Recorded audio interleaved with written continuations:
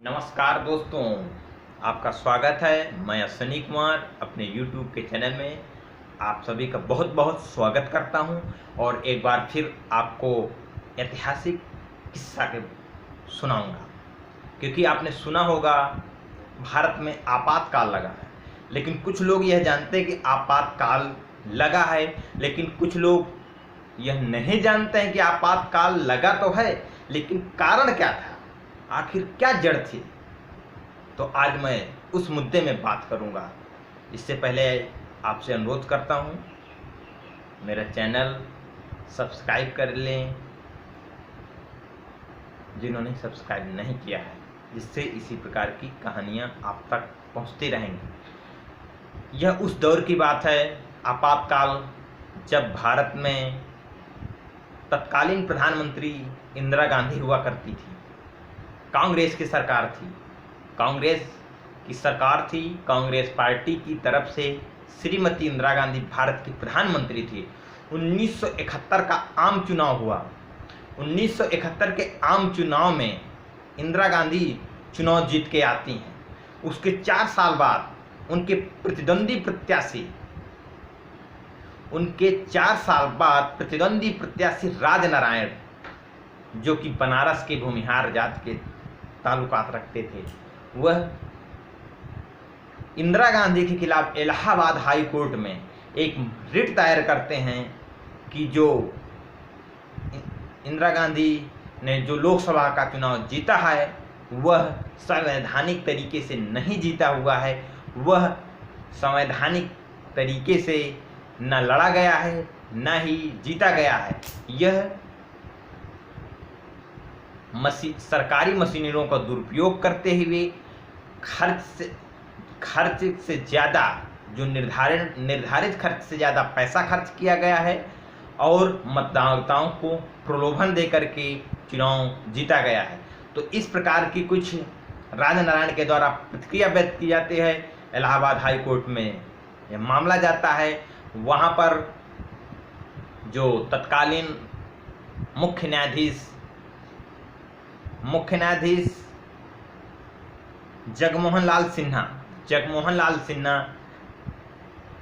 सुनवाई करते हैं। सुनवाई में सारी बातें सही साबित होती हैं और जगमोहन सिन्हा श्रीमती इंदिरा गांधी के चुनाव को निरस्त करते हुए 6 साल के लिए प्रतिबंधित करती हैं कि चुनाव नहीं लड़ सकती हैं और राजनारायण को जीता हुआ प्रत्याशी घोषित करती हैं, जिससे इंदिरा गांधी को बहुत आघात पहुंचता है कि उनको चुनाव लड़ने का भी अधिकार खत्म कर दिया गया है, जिससे वह न लोकसभा के सदस्य रह सकती हैं न ही राज्यसभा के सदस्य रह सकती हैं, जिससे वह प्रधानमंत्री भी नहीं रह सकती हैं।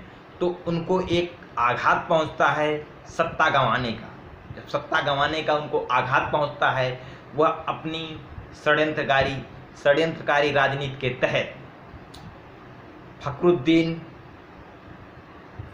अली अहमद तत्कालीन राष्ट्रपति थे, उनसे वह अपने विचार विमर्श करते हुए 25 जून 1975 से 21 मार्च 1977, 21 महीने तक का ये जो आपातकाल था यह घोषित होता है। लेकिन वह इस कंडीशन में होता है कि 25 जून 1975 को राष्ट्रपति से तत्काल रातों रात श्रीमती इंदिरा गांधी जी मिलती हैं और उनसे यह अध्यादेश जारी कराती हैं और राष्ट्रपति शासन लागू कराने के लिए रातों रात आकाशवाणी में यह प्रस्तुत कर दिया जाता है कि आप विशेष परिस्थितियों की वजह से आपातकाल लागू किया जाता है। क्योंकि जब श्रीमती इंदिरा गांधी का निर्वाचन निरस्त कर दिया जाता है तो बहुत सारा जन आंदोलन खड़ा हो जाता है और श्रीमती इंदिरा गांधी से कुर्सी खाली करने के लिए कहा जाता है, आंदोलन जनता है। जयप्रकाश नारायण, जो कि बहुत बड़े उस समय आंदोलनकारी नेतृत्व करता होते हैं, वह अपने व्यापक पैमाने पर नेतृत्व करते हुए सरकार की नीतियों का विरोध करते हैं, जिससे वह परेशानी में आकर के श्रीमती इंदिरा गांधी भारत में आपातकाल लागू करते हैं। तो यह बहुत ही कम लोग जानते होंगे, रहे होंगे, या जानते रहे हैं तो अच्छी बात है। लेकिन जो लोग नहीं जानते थे कि भारत में आपातकाल क्यों लागू हुआ, उसका मेन कारण क्या था, उसकी मेन जड़ कौन थी, तो मैंने आपसे बताया कि मेन जड़ थी राजनारायण।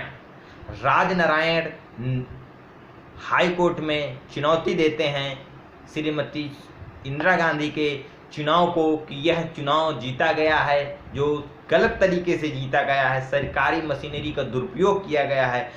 चुनाव जो इलाहाबाद का हाई कोर्ट है वो सारे बातों को सही पाता है, चुनाव निरस्त करता है, जिससे सरकार से जो इंदिरा गांधी भयभीत होकर के एक नया षड्यंत्र चलती हैं, जिससे उनको सरकार में मनमानी करने को मिलता रहे और वह आपातकाल लगा के तमाम अपने विरोधी नेताओं को जेल के अंदर डाल देते हैं। तो यह आपातकाल की एक विशेष जानकारी आप तक मैंने शेयर की। आपको कैसा लगा मेरे कमेंट बॉक्स में लिखें। मेरे चैनल को सब्सक्राइब नहीं किया है, रेड बटन दबाएं, बेल आइकन दबाएंगे तो मेरे लेटेस्ट वीडियो आप तक नोटिफिकेशन प्राप्त होते रहेंगे। और आशा करता हूं कि मेरे दी हुई जानकारी आपको अच्छी लगी। जय भारत, जय संविधान, जय विज्ञान।